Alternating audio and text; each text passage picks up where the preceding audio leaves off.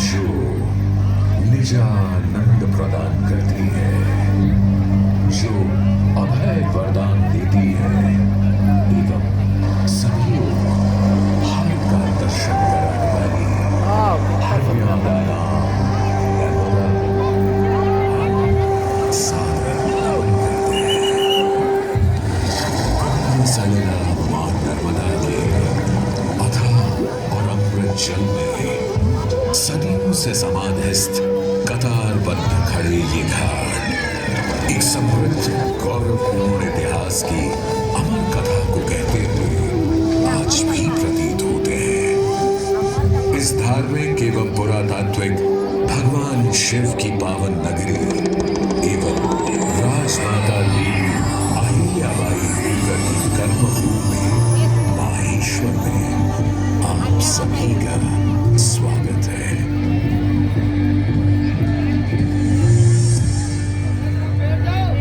माहेश्वर, जिसका इतिहास भारतीय पुरातत्वविद स्वर्गीय वाकणकर जी और उनके दल के शोध अनुसार हड़प्पा संस्कृति से भी प्राचीन होने की संभावना को व्यक्त करता है, तो वहीं पौराणिक काल में रचित वेदों, पुराणों और उपनिषदों इत्यादि में इसका वर्णन माहेश्वती के नाम से किया गया है।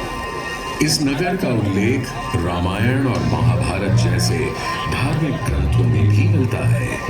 ऐसी मान्यता है कि त्रेता युग में माहेश्वती है वंश के चक्रवर्ती सम्राट कार्तवीर्य अर्जुन की राजधानी थी। 1000 भुजाओं के साथ जन्म लेने वाले कार्तवीर्य अर्जुन को सहस्रार्जुन से भी जाना जाता है, जो आगे चलकर एक महान चक्रवर्ती सम्राट बने और उन्होंने ही माहेश्वर या कहें उस समय की माहेश्वती को बनाया और बसाया। इसी नगरी में सहस्रधारा स्थान पर 7 कुंड विद्यमान है, जहां सहस्रार्जुन भगवान दत्तात्रेय की उपासना किया करते थे, जिससे उन्हें अनेक दिव्य शक्तियां प्राप्त हुई। एक प्रचलित कथा के अनुसार एक बार सहस्रार्जुन ने अपनी सहस्र भुजाओं के बल से मां नर्मदा के वेग को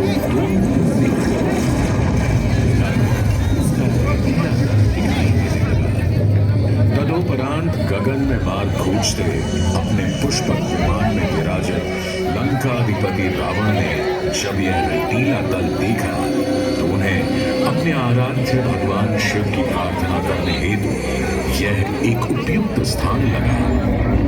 पश्चात ही रावण तल पर पहुंचे।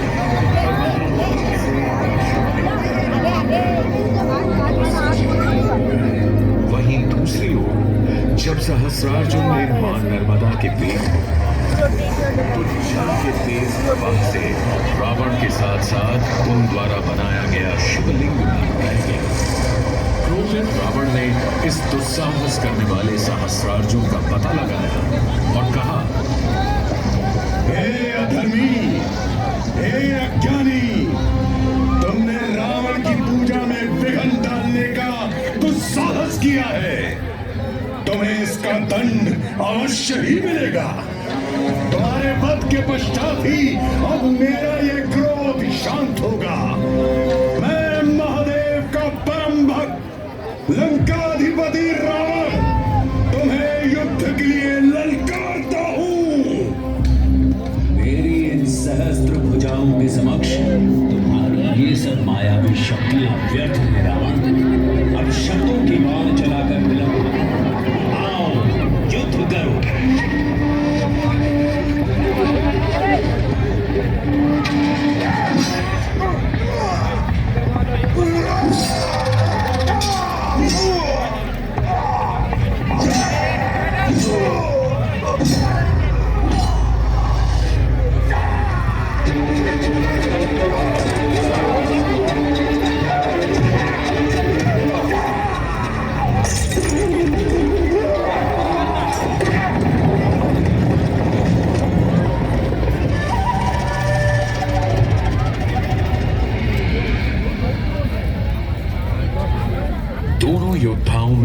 भयंकर युद्ध हुआ।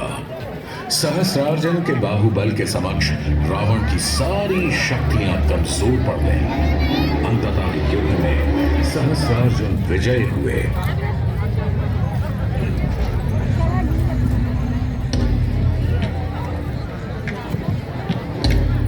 सहस्रार्जुन ने रावण का वध नहीं किया, बल्कि इसी नगरी में बंदी बना लिया।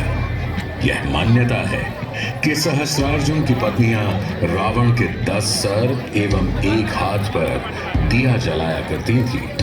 आज भी महेश्वर में स्थित राजराजेश्वर मंदिर में 11 अखंड दीपक प्रज्वलित हैं, जो सदैव जीवित रहते हैं।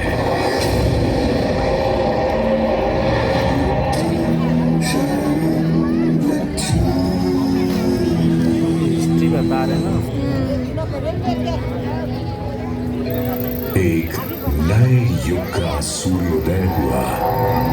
एक ऐसा युग जिसमें एक युवराज ने एक आध्यात्मिक यात्रा में भिक्षु बनने का सफर तय किया। ये युवराज बाद में महात्मा बुद्ध कहलाए। उनके असंख्य अनुयायी एवं शिष्य बने, जिनमें मगध साम्राज्य के सम्राट भी आता है।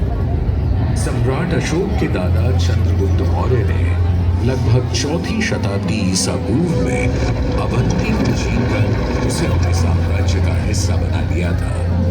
अवंती उस समय 16 महाजनपदों में एक जनपद था, जिसकी 2 राजधानी थी, उज्जैनी और माहेश्मती, यानी आज का महेश्वर।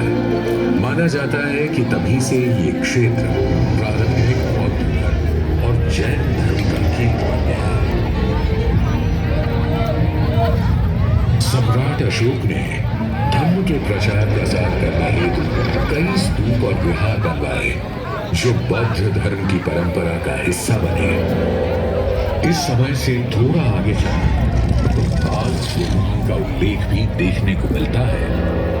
महेश्मती के महाराजा सुबंधु द्वारा 416-17 ईस्वी का एक पत्र शिलालेख, जिसे आधुनिक महेश्वर के रूप में पहचाना जाता है, इस विहार के लिए अनुदान की बात करता है। ऐसा भी मानना है कि 10वीं ईस्वी तक बौद्ध धर्म के पतन के साथ गुफाओं को संभवतः त्याग दिया गया था, और बाद में ये गुफाएं इस क्षेत्र के बाघों का निवास स्थान बन गई। इसीलिए इन्हें बाघ नाम मिला। समय का पहिया निरंतर चलता रहा। न जाने कितने ही राजवंश आए और चले गए, लेकिन महेश्वर का अस्तित्व सदैव जीवंत ही रहा। कई सदियों बाद महेश्वर एक बार फिर गौरवान्वित हुआ, जब सन 1767 में राजमाता देवी अहिल्याबाई होलकर ने इसे अपनी राजधानी बनाया। सादगीपूर्ण जीवन का प्रतीक माने जाने वाली देवी अहिल्याबाई शाही सिंहासन पर न बैठ राजगद्दी से अपना शासन चलाया। उनका जीवन बड़ा अनुशासन प्रिय था। वे योग, ध्यान, पूजन, राज दरबार के कार्य निश्चित समय पर संपादित करती थी। अपनी प्रजा के उद्धार के लिए लोकमाता देवी अहिल्याबाई होलकर ने शंकर अजनी वरुण यानी श्री शंकर के आदेशानुसार की शाही मोहर के साथ ही अपना प्रशासन किया। लोकमाता देवी अहिल्याबाई होलकर ने सबसे पहले इस पवित्र मां नर्मदा के तट पर एक भव्य किले का निर्माण कराया, जिसे अहिल्या महल या कहें महेश्वर का किला के नाम से भी जाना जाता है। प्राचीन भारतीय निर्माण कला, युद्ध कौशल और रक्षा नीति का एक उत्तम उदाहरण ये किला लगभग 2 वर्ग किलोमीटर के क्षेत्र में फैला हुआ है। इस किले के वर्तमान स्वरूप में छोटे बड़े 5 मुख्य द्वार, बड़े दरवाजों पर द्वारपालों के कक्ष, नियमित अंतराल पर 20 विशाल बुर्ज शामिल हैं। अहिल्या द्वार से सीधे एक सड़क अहिल्या महल की ओर जाती है, जिसे राजवाड़ा कहा जाता है। महल के भीतर ही लोकमाता देवी अहिल्याबाई होलकर का प्रार्थना कक्ष भी स्थित है, जिसे देव पूजा के नाम से जाना जाता है। देवी अहिल्याबाई का जीवन भक्ति भाव से परिपूर्ण था। वे प्रतिदिन शिवलिंगार्चन करती थी। आज भी राजवाड़ा में पार्थिव शिवलिंग पूजन किया जाता है। पुण्य श्लोक देवी अहिल्याबाई होलकर की धर्म परायणता का पता इस बात से भी चलता है कि उन्होंने नर्मदा परिक्रमा वासियों के लिए सदा व्रत एवं ठहरने की व्यवस्था, संस्कृत पाठशाला, योग शिक्षा को बढ़ावा, सांस्कृतिक गतिविधियां एवं व्यापार को बढ़ावा देने हेतु अनेक कार्य किए। उन्होंने न केवल काशी में नर्मदा के शिवलिंग नर्मदेश्वर में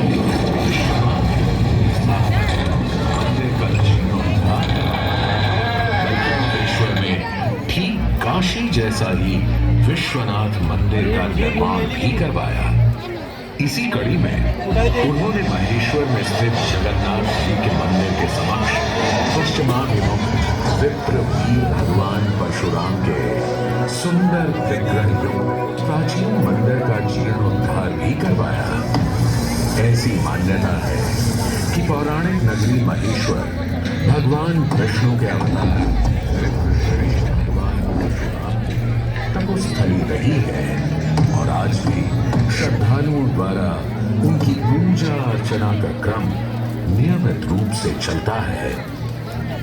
हिमालय की केदारनाथ एवं बद्रीनाथ ज्योतिर्लिंग से लेकर दक्षिण में समुद्र से स्थापित रामेश्वरम ज्योतिर्लिंग तक देवी अहिल्याबाई ने अनेक निर्माण एवं जीर्णोद्धार के कार्य करवाए। उन्होंने ओंकारेश्वर, त्र्यंबकेश्वर, जगन्नाथपुरी, उज्जैन, द्वारका, पुष्कर, नासिक आदि पूरे भारतवर्ष में मंदिरों के जीर्णोद्धार एवं निर्माण कार्यों के अनुसार अनेक घाटों, बावड़ियों एवं धर्मशालाओं का निर्माण कार्य भी करवाया। अपनी प्रजा की हर संभव सेवा करने के बारे में सोचती रहती राजमाता देवी अहिल्याबाई होलकर को एक रात उनकी बहू कृष्णाबाई ने कहा, माँ साहिब, आप अभी तक सोई नहीं? ऐसी क्या बात है जो आपको इतनी देर रात विचलित कर रही है? नहीं नहीं, ऐसा कुछ नहीं। हम तो बस कुछ नए कानून लाए हैं जिनसे स्त्रियों के अधिकार सुरक्षित हो सके। अब हमारे राज्य में विधवाओं को पति की संपत्ति पर तथा पुत्र को गोद लेने का अधिकार मिल सकेगा। इसके अलावा न्यायपालिका को मजबूत करने के लिए राज्य में नियमबद्ध न्यायालयों का निर्माण कराया जाएगा। ये तो प्रजा के लिए बहुत ही अच्छा होगा माँ साहिब। पर माँ साहिब, आपने सुरक्षा के विषय में भी कुछ सोचा है? क्योंकि कुछ समुदाय समाज से खुद को अलग समझते हैं। तुम्हारा इशारा मैं समझती हूँ कृष्णाबाई। मैंने विभिन्न समुदाय के लोगों को समाज की मुख्य धारा में लाने का फैसला कर लिया है। मैं उन्हें उनकी पहाड़ी अस्थिरता से हटा ईमानदार किसानों के रूप में बसने के लिए राजी भी कर चुकी हूँ। सुरक्षा की समस्या हल होते ही हमारे राज्य में व्यवसाय में बढ़ोतरी होगी। सुरक्षा के मद्देनजर महिलाओं की सशस्त्र सेना भी बनाई गई। राजमाता देवी अहिल्याबाई होलकर की नीति अनुसार सुरक्षा समस्याओं से निवारण होने के बाद महेश्वर में तरह तरह के व्यवसायी एवं कारीगर आने लगे। यह नगर अनेक बुनकरों, मूर्तिकारों एवं कारीगरों का घर बना। महेश्वर का यह क्षेत्र वस्त्र निर्माण का एक सुंदर केंद्र बना और यहाँ निर्मित महेश्वर साड़ियों की सुंदरता तो पूरे भारत में प्रसिद्ध हो गई।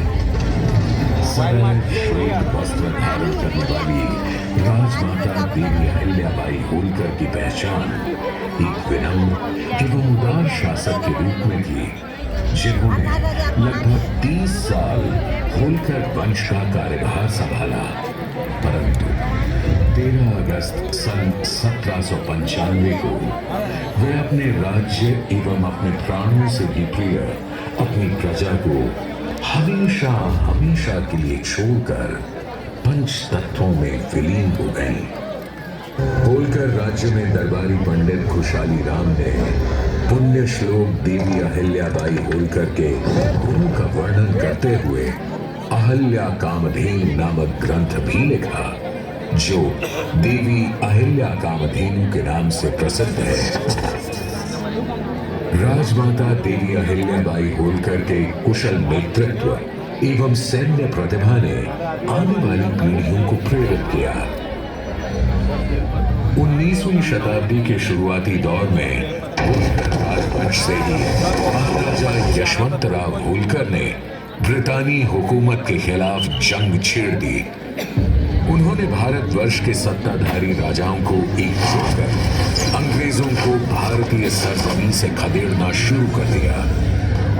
महाराजा यशवंतराव होलकर की बहादुरी और सटीक युद्ध रणनीतियों से भयभीत हो अंग्रेजी अफसर चार्ल्स मेटकाफ ने भी ब्रितानी हुकूमत को दिए अपने एक पत्र में लिखा, I'm compelled to feel that we are disgraced and Holkar is the prevailing power in Hindustan. अंग्रेजों के अलावा मुगल शासक शाह आलम ने भी महाराजा यशवंतराव होलकर की प्रशंसा करते हुए उन्हें महाराजा अधिराज राज राजेश्वर आलीजा बहादुर की उपाधि से सुशोभित किया। आजादी की पृष्ठभूमि से आगे चले तो महेश्वर का ये शहर समृद्ध इतिहास, कला, धर्म, संस्कृति एवं पुरातात्विक धरोहरों को संजोए हुए आज भी खड़ा है। अपने धार्मिक महत्व के कारण ये शहर काशी के ही समान भगवान शिव की नगरी है, इसलिए इसे गुप्त काशी भी कहते हैं। प्राचीन माहेश्वरी और भगवान शिव से जुड़ी एक किंवदंती आज भी सुनने को मिलती है। के लिए भगवान शिव ने माहेश्वरी भगवान नर्मदा के संगम से एक रुद्र अवतार किया था और अपने दिव्य विवाह से त्रिपुरा भगवान शिव ज्वालेश्वर और कालेश्वर के रूप में 2 मंदिरों में आज भी विराजित हैं। भगवान शिव की ये पावन नगरी ऋषि मुनियों को भी सदा प्रिय रही है। महेश्वर घाट से लगभग 20-30 किलोमीटर दूर मां नर्मदा के तट पर महर्षि दधीचे का आश्रम स्थित है। मान्यताओं के अनुसार ये वही महर्षि दधीचे हैं जिन्होंने मानव कल्याण के लिए देह त्याग कर अपनी रीढ़ की हड्डी देवराज इंद्र को दान दी। उनकी इस रीढ़ की हड्डी से वज्र अस्त्र बना, जिससे वृत्तासुर राक्षस का विनाश हुआ और तीनों लोकों में पुनः धर्म की स्थापना हुई। धर्म की बात हो तो महेश्वर ही वह स्थान है जहां पंडित मंडन मिश्र एवं नर्मदा अष्टकम और सहस्रार के रचयिता जगत गुरु आदि शंकराचार्य के बीच शास्त्रार्थ हुआ एवं सनातन धर्म को एक उत्तम दिशा मिली। यहाँ लगभग 25 छोटे बड़े घाट हैं जिनका अपना ही एक महत्व है। बड़घाट, पेशवा घाट, मनोकामनेश्वर घाट, माधवेश्वर घाट पर संतों के सुमुख से श्लोक, दोहे, चौपाइयाँ सदैव गूंजती ही रहती हैं। वैसे आप अभी जहां उपस्थित हैं, यह अहिल्या मां साहिब घाट या कहें कि महेश्वर घाट कहलाता है। इसी घाट की सीढ़ियों से ऊपर जाएं तो पुण्य श्लोक देवी अहिल्याबाई होलकर को श्रद्धांजलि अर्पित करती अहिल्येश्वर छतरी है। इसी के सामने मल्हार राव द्वितीय के छोटे भाई को समर्पित विठोजी राव छतरी भी विद्यमान है। इसके अलावा महेश्वर में मां विंध्यवासिनी भवानी देवी का मंदिर भी स्थित है, जिसे मत्स्य पुराण के 13वें अध्याय में देवी भगवती के 108 सिद्ध पीठों में स्वाहा पीठ कहा गया है।